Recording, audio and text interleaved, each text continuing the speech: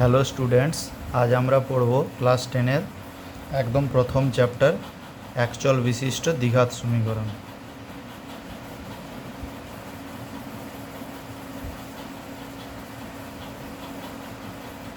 একচল বিশিষ্ট দ্বিঘাত সমীকরণ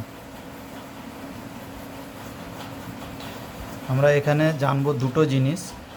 এক হচ্ছে এই চ্যাপ্টারের নাম দেওয়া হয়েছে একচল বিশিষ্ট, অর্থাৎ চলরাশি এখানে সমীকরণে একটা মাত্র থাকবে। চলরাশি বলতে যেমন আমরা বুঝি এক্স, ওয়াই, জেড, এইভাবে বিভিন্ন রকম হয় ধরা যায়। তো একসাথে দুটো বা তিনটে নেওয়া যাবে না কোনো সমীকরণে। চলরাশি একটা মাত্র নিতে হবে, সেটা এক্স হতে পারে বা ওয়াই হতে পারে বা জেড হতে পারে। আরেকটা বিষয় দ্বিঘাত, অর্থাৎ আমরা ক্লাস 9-এ যেগুলো পড়েছি সেখানে কিন্তু আমরা একঘাত সমীকরণ পড়েছি।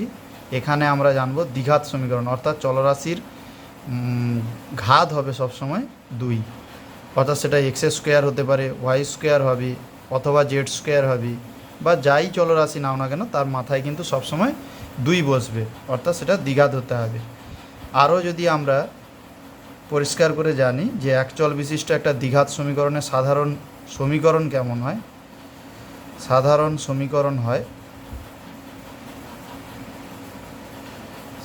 সমীকরণ সেটা যদি একচল বিশিষ্ট একঘাত হয়, যেমন এক্স প্লাস 5 = 0, এটা কিন্তু একঘাত সমীকরণ।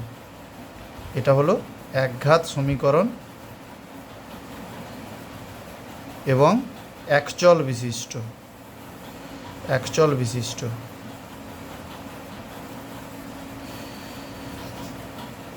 কিন্তু আমরা এখানে জানব একচল বিশিষ্ট দ্বিঘাত সমীকরণ,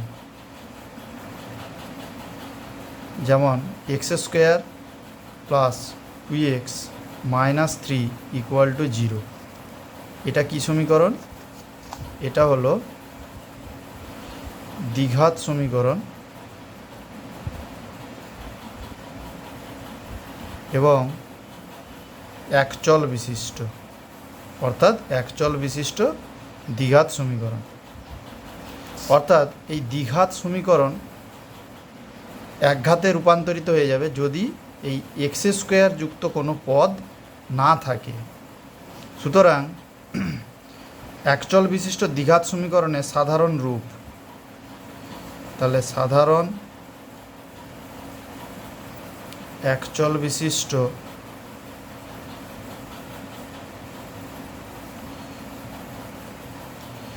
দ্বিঘাত সমীকরণ কেমন দেখতে? সাধারণ একচল বিশিষ্ট দ্বিঘাত সমীকরণ দেখতে হয় ax square plus bx plus c = 0। ax square plus bx plus c = 0, যেখানে কন্ডিশান হচ্ছে যে a ≠ 0, অর্থাৎ a যদি 0 হয়ে যায় তাহলে এই ax স্কোয়ার যুক্ত পদ থাকবে না, তখন সেটা কি হয়ে যাবে? একঘাত সমীকরণ হয়ে যাবে, অর্থাৎ শুধু চলে আসবে bx প্লাস c = 0। তাই দ্বিঘাত সমীকরণ হতে গেলে প্রথম কন্ডিশান কি? প্রথম শর্ত হলো a ≠ 0, অর্থাৎ এখানে a হলো এক্স স্কোয়ারের সহগ হচ্ছে a, ঠিক আছে। আর b হলো এক্সের সহগ এবং c হলো ধ্রুবক। এবং এরা প্রত্যেকেই a, b, c এরা প্রত্যেকেই হলো বাস্তব সংখ্যা, অর্থাৎ বাস্তব সংখ্যা সম্পর্কে আমরা সবাই জানি। যেমন 0 +-1 +-2, 1.5, ভগ্নাংশ, যাই হোক না কেন এরা সবাই কিন্তু বাস্তব সংখ্যা। তো এই দ্বিঘাত সমীকরণের কয়েকটা এক্সাম্পল যদি আমরা দেখে নিই যে কোনগুলো দ্বিঘাত সমীকরণ এবং কোনগুলো একঘাত সমীকরণ, তাহলে কিন্তু আমরা সহজে আইডেন্টিফাই করতে পারবো। যেমন সাপোজ কোষে দেখি 1.1, এর যদি আমরা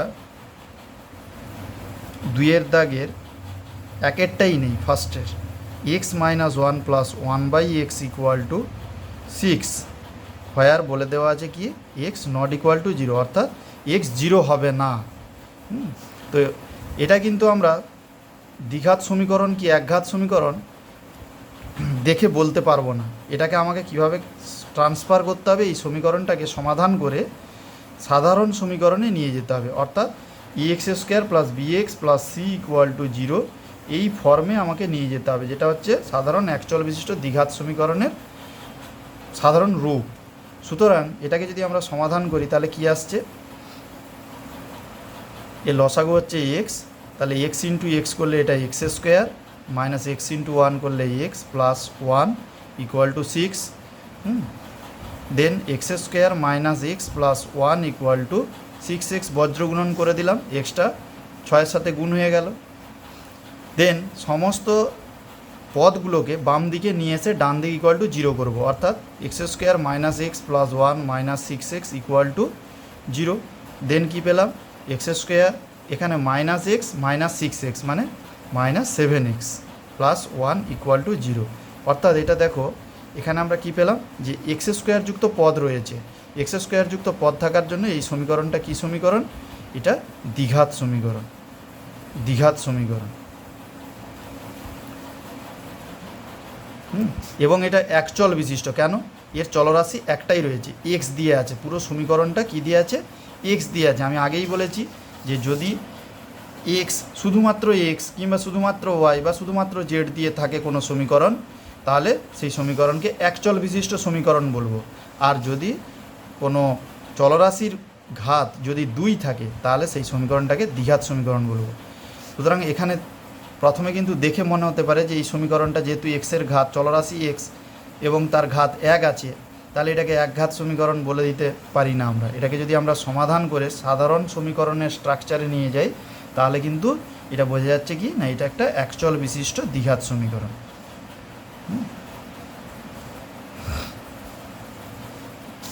নেক্সট আমরা যদি দেখি যে 2-এর প্রবলেমটা, 2-এর দাগের 2 কী আছে, x plus 3/x equal two x²। এখানেও কন্ডিশান দেওয়া আছে x নট ইকুয়াল টু 0। আচ্ছা, এই অঙ্কগুলোতে কেন x নট ইকুয়াল টু 0 বলে দেওয়া আছে, কারণ এই সমীকরণগুলোতে যদি x equal to 0, x not equal to 0 না বলা থাকতো, তার মানে কি x 0 হতে পারে। x যদি 0 হয়ে যায় তাহলে কিন্তু সমীকরণটাই অস্তিত্ব থাকে না। কারণ কি, x 0 হওয়া মানে আমরা কি পাচ্ছি, 0 প্লাস 3/0 ইকুয়াল টু কি 0। তা এটা একটা আনডিফাইন্ড বা অসংজ্ঞাত, এটা কি অসংজ্ঞাত, এটা অসংজ্ঞাত প্লাস পুরো সমীকরণটা কি হয়ে যাচ্ছে, একটা অসংজ্ঞাত সমীকরণ হয়ে যাচ্ছে। তাই x কখনো 0 হওয়া চলবে না। তাই প্রাথমিক যে শর্ত সেখানে বলেই দিয়েছে যে অঙ্কে তোমার x নট ইকুয়াল টু 0। এবার এটাকে আমরা সমাধান করব। সমাধান করলে কি পাচ্ছি, x² প্লাস 3/x, অর্থাৎ এটা যোগ করে দিলাম এই দুটোকে, x প্লাস 3/xকে যোগ করলে নিচে লসাগু x হচ্ছে, তাহলে x into x x² plus 3/x equal to কী পেলাম, x²। তো এখান থেকে আমি কি পাচ্ছি, x² plus 3 equal to x into x² মানে x³ হয়ে যায়, x² প্লাস 3 ইকুয়াল টু কী পেলাম, x³ তার মানে এটাকে যদি বাম দিকে নিয়ে চলে আসি, সমস্তগুলোকে বাম দিকে নিয়ে চলে এলে এটা পাচ্ছি x² minus x³ plus 3 equal two কি 0। এখানে দেখো এক্সের ঘাত 3 আছে, তাই এটা একটা কি দ্বিঘাত সমীকরণ হবে না। এক্সের সর্বোচ্চ ঘাত সবসময় কী হবে বলেছি, 2 হবে, তাই ইহা দ্বিঘাত সমীকরণ নয়, ইহা দ্বিঘাত সমীকরণ নয়, দ্বিঘাত সমীকরণ নয়।